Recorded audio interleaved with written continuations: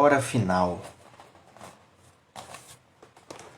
Para ajudar a si mesmo a valorizar o seu tempo, Edwards determinou que não perderia de vista a hora final de sua vida, a hora em que se encontraria no limite de sua entrada na presença de Deus. A hora em que se encontraria no limiar de sua entrada na presença de Deus. Na resolução 7, Edwards fez o seguinte voto: resolvi nunca fazer qualquer coisa da qual eu devesse ter medo, caso esteja vivendo a última hora de minha vida.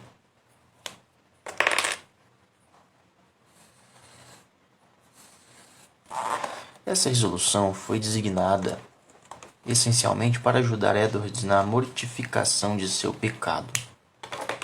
Ele esperava que algo que poderia ajudá-lo a manter-se afastado da tentação seria fazer a si mesmo esta pergunta: eu me ocuparia nesta atividade específica se estivesse apenas 1 hora para viver?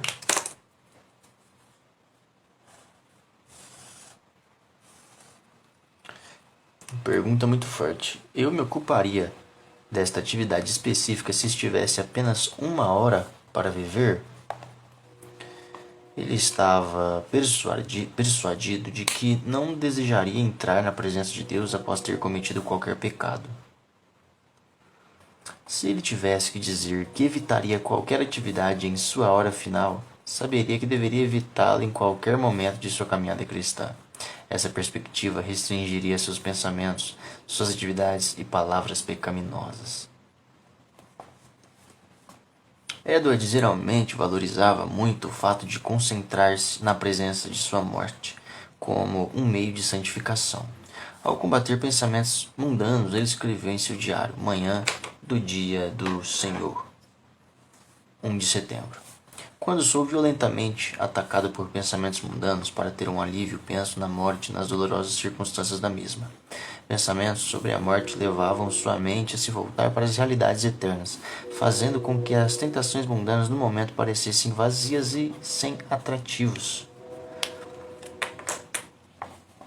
Então, quando ele era atacado por pensamentos mundanos, para ter alívio, ele pensava na morte e nas dolorosas circunstâncias da morte. Pensamentos sobre a morte, então, levavam sua mente a se voltar para as realidades eternas, fazendo com que as tentações mundanas do momento parecessem vazias e sem atrativos. Oh Deus, realiza isso na nossa vida também. Viver como se estivesse em sua última hora ajudou a manter as coisas pecaminosas distante. Viver como se fosse a última hora. Os pensamentos sobre a morte também ajudaram Edwards a manter uma perspectiva apropriada sobre os bens materiais. Em seu diário, ele fez a si mesmo uma pergunta que o colocaria à prova. Sobre os bens materiais, Segunda-feira, 3 de fevereiro. Que todas as coisas tenham o mesmo valor agora que teriam se eu estivesse num leito de enfermidade. E que, em qualquer busca que eu estiver empreendendo, essa questão venha com frequência à minha mente. Quanto valor eu daria a isso se estivesse em meu leito de morte?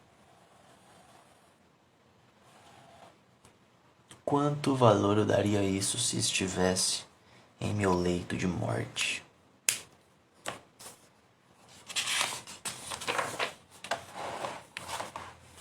Edwards acreditava que contemplar os seus últimos momentos de vida o forçava a valorizar o que era mais importante no presente. A contemplação de sua morte certamente ajudou Edwards a preparar-se para ela. Edwards registrou manhã de sexta-feira, 5 de julho. Na noite passada, quando pensava sobre o que deveria desejar ter feito se estivesse prestes a morrer, pensei que deveria desejar ter insistido mais com Deus para me preparar melhor para a morte e me conduzir a toda a verdade e não ter me enganado sobre o estado de minha alma.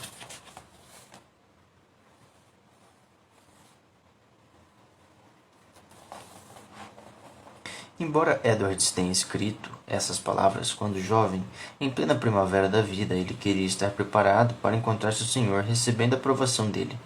O fato de concentrar o pensamento no final da vida ajudou Edwards a priorizar o que era mais importante em sua vida. Essa perspectiva reprimiu suas atividades, palavras e seus pensamentos pecaminosos.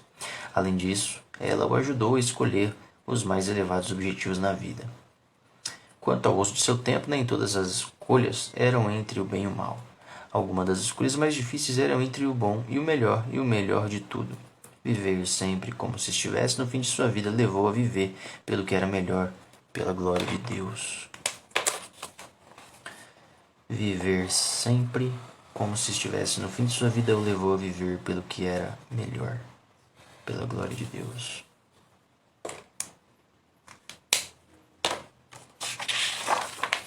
Vamos ler mais a ação imediata. Quando Edward se conscientizava de uma ação que devia tomar, procurava realizá-la imediatamente. Na resolução 11, ele aplicou essa determinação aos problemas teológicos.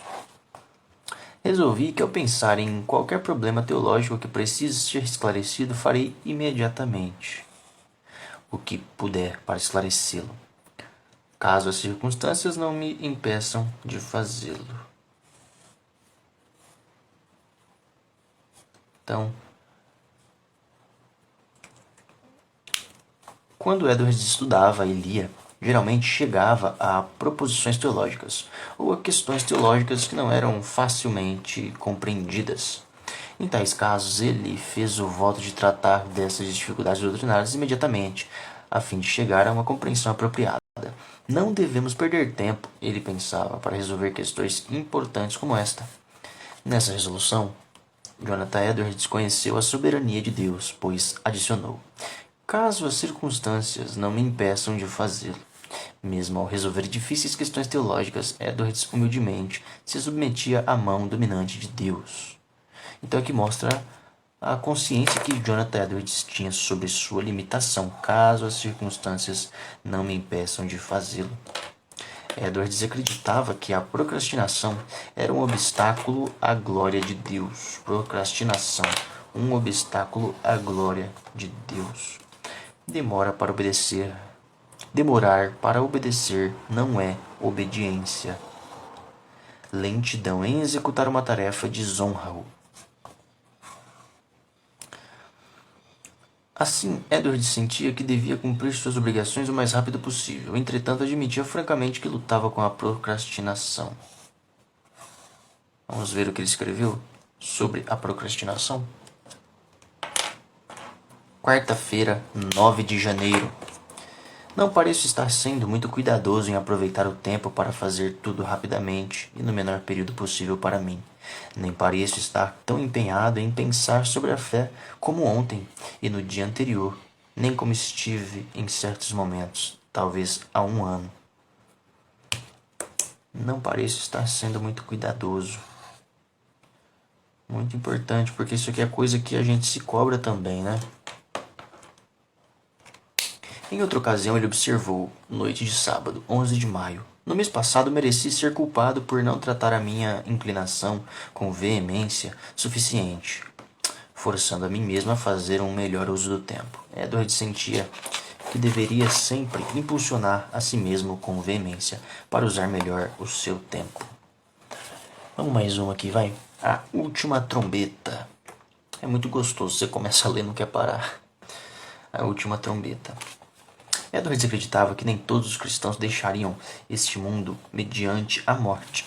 Alguns estariam vivos na segunda vinda de Cristo. Refletindo essa crença num eco de sua sétima resolução, Edwards escreveu assim: 19. Resolvi jamais fazer qualquer coisa da qual eu deva ter medo, no caso de não restar mais do que 1 hora para eu ouvir a última trombeta. Então, resolvi jamais fazer qualquer coisa da qual eu deva ter medo no caso de não restar mais do que 1 hora para eu ouvir a última trombeta. Que temor, hein, cara? Com essa resolução, Edward se propôs a nunca fazer qualquer coisa que lhe trouxesse remorso se Cristo retornasse naquele momento.